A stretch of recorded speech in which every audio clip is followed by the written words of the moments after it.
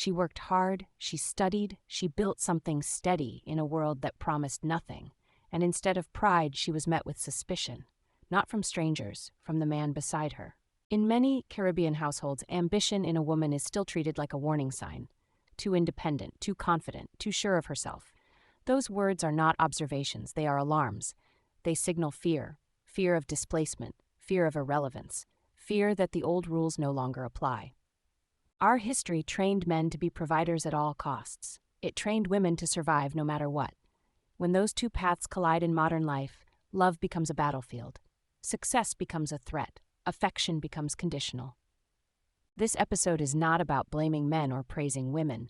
It is about confronting a truth we keep avoiding.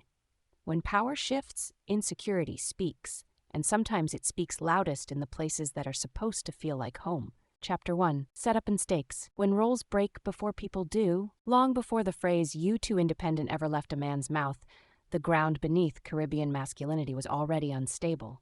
To understand that instability, we have to go back to survival, not romance, not modern dating, survival. After slavery, freedom arrived without land, without capital, and without protection. Men were expected to become providers in a system that never intended to let them own anything. Women, meanwhile, were expected to work immediately, in fields, in markets, in homes, in towns, not because of empowerment, but because hunger does not wait for pride. That imbalance never left, it hardened. Men were taught that their worth lived in provision, not tenderness, not communication.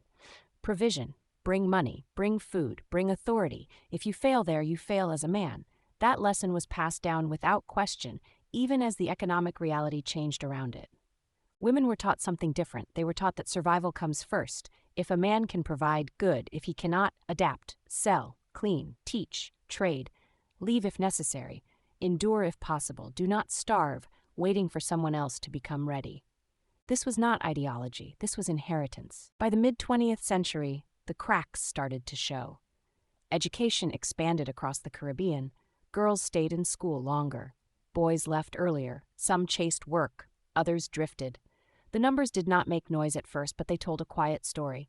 Classrooms filled with girls. Graduation ceremonies followed the same pattern. Women entered offices, hospitals, schools, and civil service roles in growing numbers.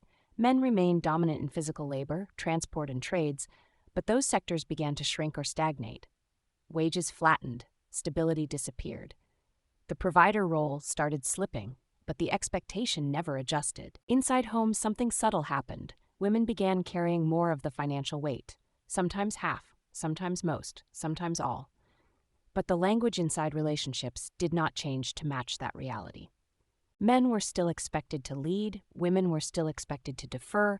The math no longer worked, but the rules stayed in place. This is where tension begins, not with insults, not with arguments, with silence. A man watches his partner advance.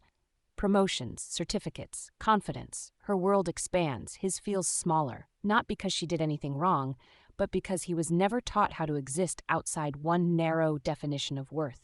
He does not say this out loud. He cannot. Admitting fear feels like failure, so the emotion mutates. It becomes irritation, distance, sarcasm, control. You changed. You moving funny. You don't need nobody. And eventually, you too independent. That phrase does not arrive suddenly. It arrives after comparison, after quiet counting, after the realization that she can survive without him. For generations, Caribbean masculinity was not built to withstand that realization. It was built to prevent it. From a young age, boys absorbed the message that being needed equals being respected. Being replaced equals being erased. No one taught them how to share space with a capable woman without interpreting it as competition. So when success enters the room, it does not feel like partnership. It feels like judgment.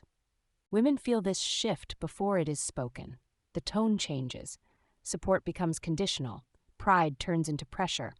Her achievements are minimized or reframed as threats to the relationship. Why you working so late? Why you always tired? Why you need all that? These are not questions, they are warnings.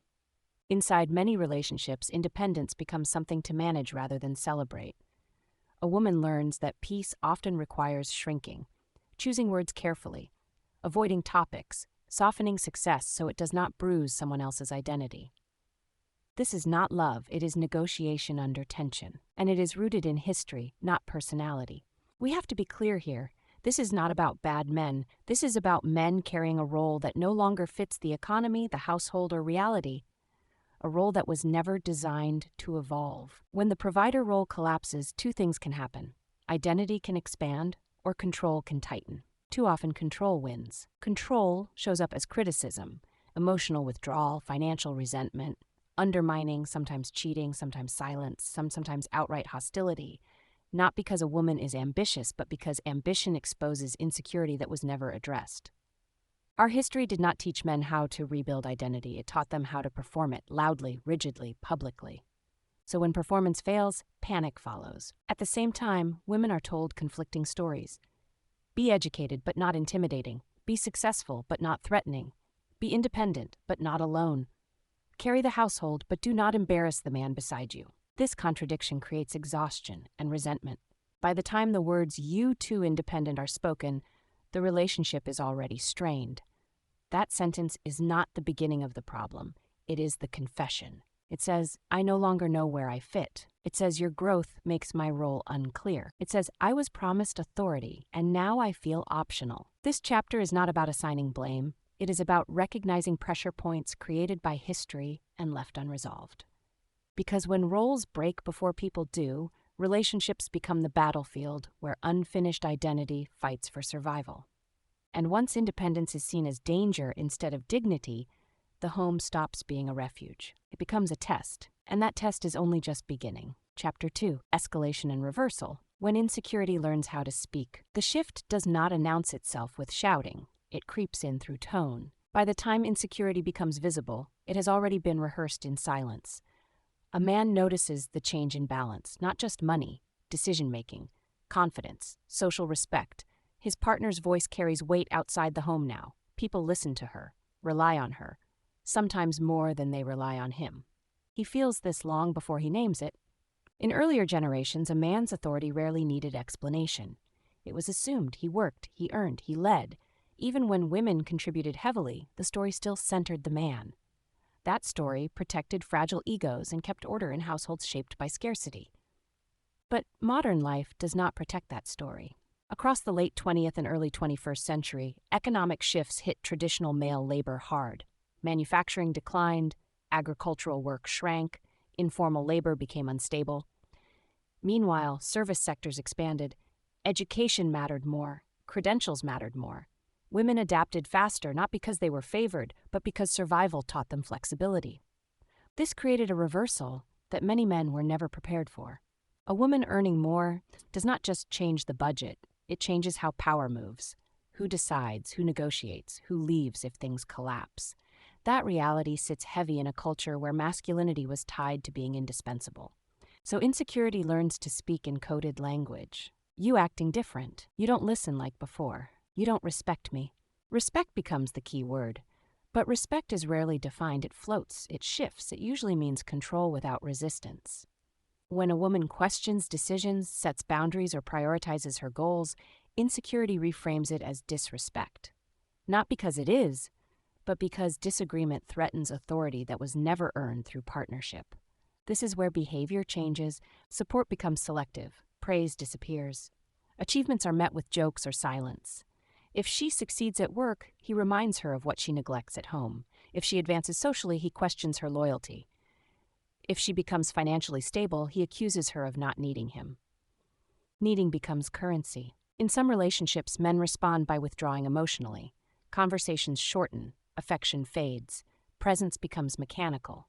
This is punishment disguised as distance, a way to regain leverage without confrontation.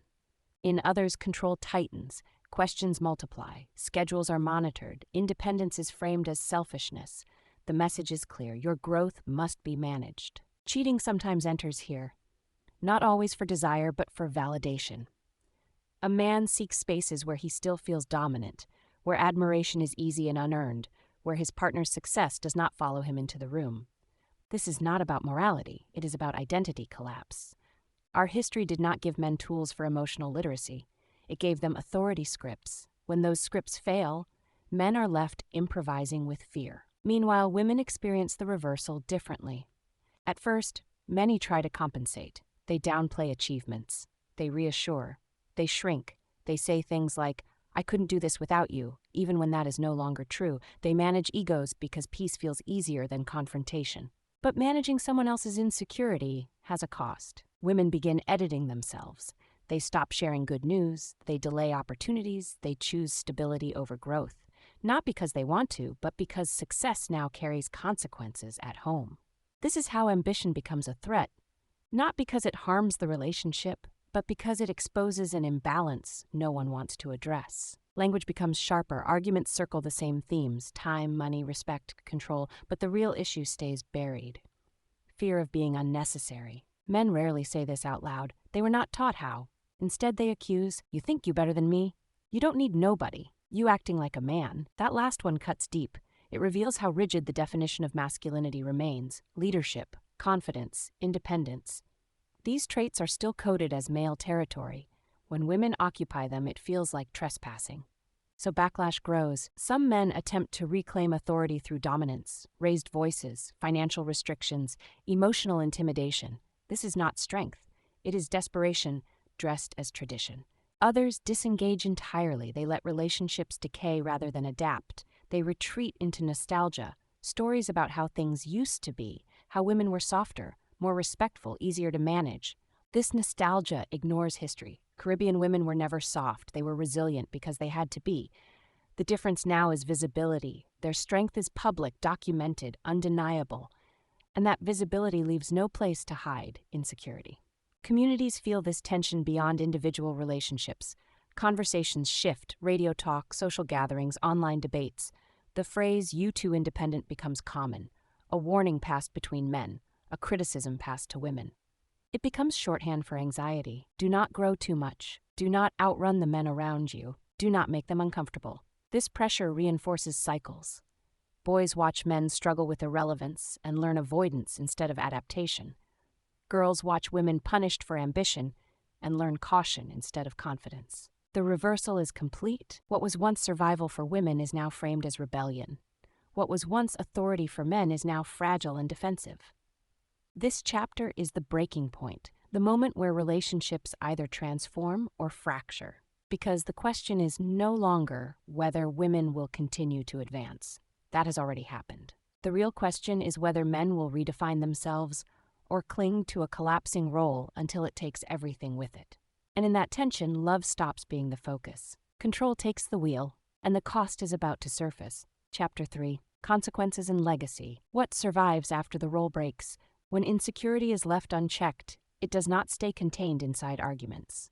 It leaks into the future. The cost shows up first in quiet decisions. A woman turns down an opportunity, not because she cannot do it, but because she is tired of the tension it will bring home. She chooses peace over progress. Not once, repeatedly. Over time, that choice reshapes her life. This is one of the least discussed consequences of male insecurity. Not violence, not shouting, but the slow erosion of potential. Women learn to measure success not by what they can achieve, but by how much disruption it causes. Ambition becomes something to ration. Too much at once feels dangerous. Too visible feels risky. So they pace themselves to protect relationships that are already fragile. That restraint does not go unnoticed by children. Sons watch their fathers struggle with relevance. They hear bitterness disguised as jokes. They absorb resentment without understanding its source. They learn that masculinity is something easily threatened and fiercely defended. Vulnerability looks unsafe. Adaptation looks like surrender. Daughters watch their mothers calculate every move. They learn that independence has consequences, that being capable can make you lonely, that success can cost affection. They grow cautious, strategic, sometimes smaller than they need to be. This is how insecurity becomes inheritance. Not through lectures, but through atmosphere. Some men do adapt. We need to say that clearly. Adaptation is possible. It requires dismantling old definitions and building new ones. Contribution instead of control, partnership instead of performance, emotional presence instead of authority. But adaptation demands humility, and humility was never rewarded in the old system. For men who make that shift, relationships change. Not overnight. Trust rebuilds. Respect becomes mutual rather than demanded. Independence stops being a threat and starts being a shared asset. These men redefine worth. They find value in support, in collaboration, in growth that is not centered on dominance. They stop asking, "Do you need me?" and start asking, "How do we move together?" But not everyone chooses that path. Others harden. They double down on nostalgia, they blame feminism, they blame education, they blame women for not staying in their place, even though that place was never stable to begin with. These men often become isolated, relationships fail, children distance themselves, bitterness replaces intimacy.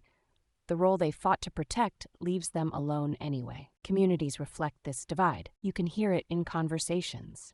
One group pushing forward, arguing for partnership, flexibility, shared power. Another clinging to old scripts, insisting that something was stolen from men rather than acknowledging that something was never sustainable. Independence becomes a filter. It reveals who sees women as partners and who sees them as threats, who is willing to grow and who is invested in control, who understands history as context and who uses it as a weapon. This is the legacy we are sitting with now.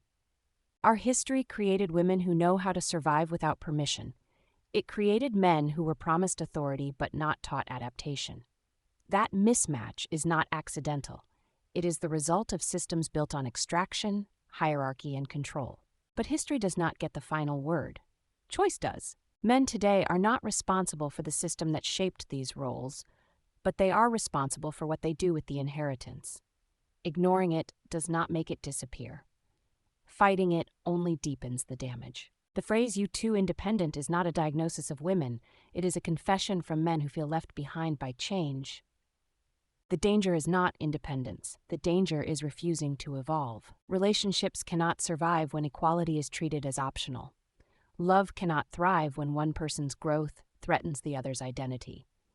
Families fracture when control is mistaken for leadership.